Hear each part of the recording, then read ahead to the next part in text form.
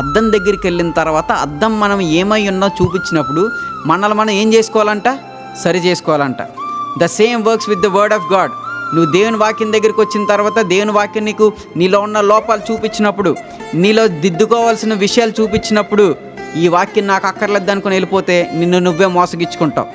మంచి మనసుతో వాక్యాన్ని ఏం చేయాలంట? అంగీకరించాలంట. ఇంకో మాట ఏంటో తెలుసా?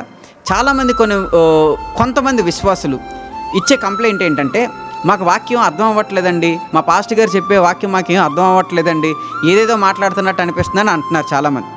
నేను వారికి చెప్పే మాట ఏంటంటే, వాక్యం చెప్పేవాడు పరిశుద్ధాత్మతో నింపబడి బోధించడం ఎంత ప్రాముఖ్యమో, వినేవారు కూడా పరిశుద్ధాత్మ సహాయం పొందుకొని వినడం అంతే ప్రాముఖ్యం. ఇక్కడ యేసుప్రభు ఏం చెప్పాడు? వినుటకు చెవులు కలిగిన వాడు వినుగాక. దేవునికి స్తోత్రం కలుగునుగాక.